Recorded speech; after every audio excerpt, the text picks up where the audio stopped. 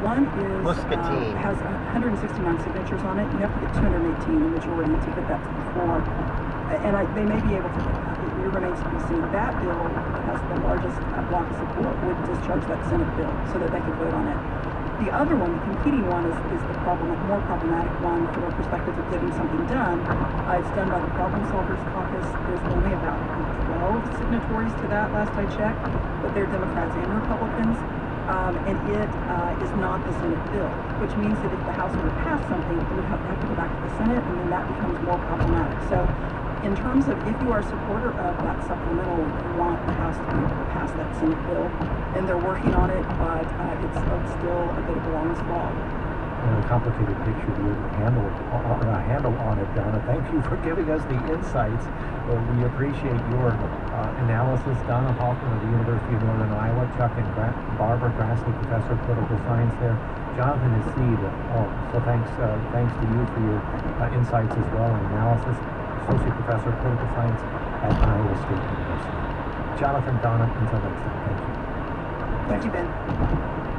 Tomorrow on this program, we'll discuss how the buildup of nitrate farm fields has likely been a result of the drought and potentially massive uptick in stream pollution. My guest, part of the program tomorrow, Iowa water quality expert Chris Jones. Tomorrow. Today's River to River, produced by Caitlin Troutman with help from Phil Moss and Catherine Perkins. I'm Ben Maybe I should go to Quick Trip. Thanks for joining us. What's the price? I'm Tony Sarabia. Stay tuned. It's kind of high. I think I could wait. It's here now after the latest NPR news. And on the program, exposing a gynecologist's years-long pattern of sexual abuse. There's all these. Plus, we'll get an update from author and activist Estela Juarez. She spoke with a 13-year-old last year, the host of this program coming up, about her picture book Until Someone Let's see if we can get around this. Stay tuned.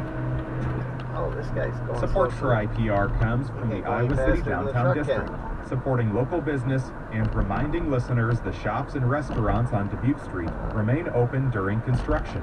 Open access to pedestrians between Iowa Avenue and Washington Street.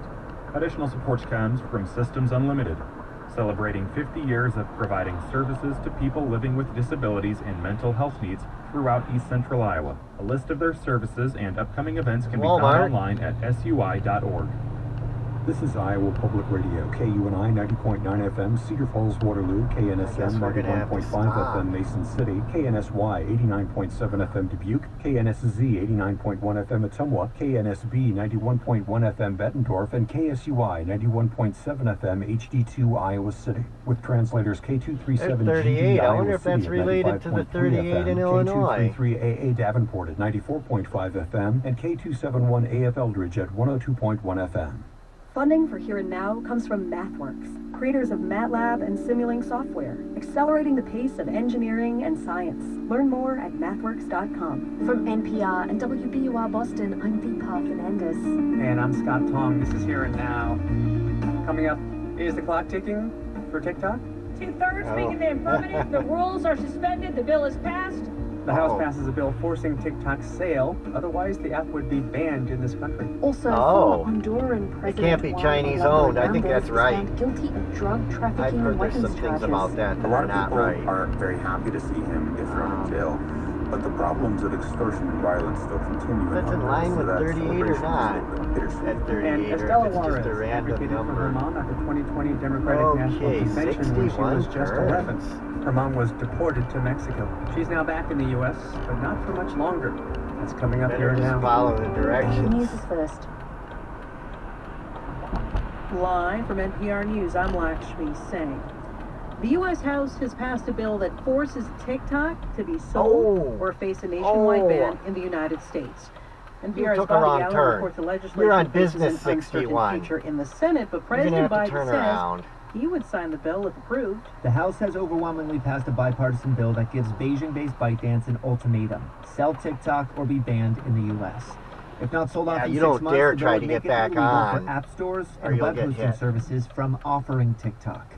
Lawmakers say China could use TikTok for surveillance, censorship, and to push propaganda, but officials have not offered any publicly available evidence of China's direct meddling on TikTok. Yeah, that's South TikTok 61 right say there. The government shouldn't be in the business of banning a social media platform. The hit video app used by 170 million Americans was targeted by former President Trump, too, but federal courts blocked his attempt at banning the app. If I could get permission, maybe TikTok shouldn't be banned. Bobby Allen. The guy behind me. U.S. voters are now bracing for a rematch of the 2020 presidential election after yesterday's nominating contest. President Biden and former President Donald Trump have each met the delegates' threshold to formally secure their respective parties' 2024 nomination. Each lashed out against the other last night, signaling the tenor of what's expected to be a polarizing race to the White House. The president's due to visit the swing state of Wisconsin today, where he'll announce billions of dollars worth of grants to help reconnect urban communities divided by they might not get a green. Here's Frank we gotta go. We're reports holding that everyone plan up. includes $3 billion in investments from more than 40 states. President Biden will unveil a $36 million. We got to turn around. Reconnect communities divided by the 1960s construction of I-94. I was going to try to let. She looked like the friendly type of person that would let you in. Transportation Secretary Pete Buttigieg said the funding they don't have a green light to address the economic harm and racial disparities caused by often built through predominantly minority neighborhoods. The people who made those decisions in the past are, for the most part, not even around today. No one here today is responsible for having first created that situation. But all of us are responsible for what we do next. The visit is part of a series of trips to swing states that the president is making following his State of the Union address. Franco Bardonia. We'll just turn left. We're not. The president of Russia is again issuing a nuclear weapons threat. Today, state television released the contents of an interview in which Vladimir Putin is asked if he has ever considered using nuclear weapons in Ukraine, which Russian forces invaded more than 2 years ago. Putin says there has been no need, but that could change if Russia's sovereignty or independence was in danger. In the United States, Congress is still divided over a bill that provides tens of billions in military aid to Kyiv. This is NPR News. Dollar Tree says it plans to close hundreds of stores this year. NPR's Scott Horsley reports the company's Family Dollar outlets have been hard hit by changes in customers' buying habits. Dollar Tree lost $1.7 billion in the most recent quarter. The discount retailers have plans to close nearly 1,000 underperforming stores that operate under the Family Dollar name. Like other retailers, Dollar Tree has struggled as many customers focus on essential items, which often carry lower profit margins than discretionary purchases. And what's a 5-letter word for copycat? The New York Times, which owns the popular Wordle game, is accusing some rivals of copyright infringement. I think we can go now. Clone? Here's where we were supposed to stay. We're supposed to stay on this lane. A new study suggests the national U.S. maternal mortality rate may be turn or lower 61 than the turn. CDC has reported. I thought you better follow the road. The most recent report from I don't remember a turn here, but maternal mortality rate at a whopping 32.9 per 100,000. Now, a team of outside researchers puts the maternal mortality rate much lower at 10.4 per 100,000. K.S. Joseph of the University of British Columbia is the lead author of the paper.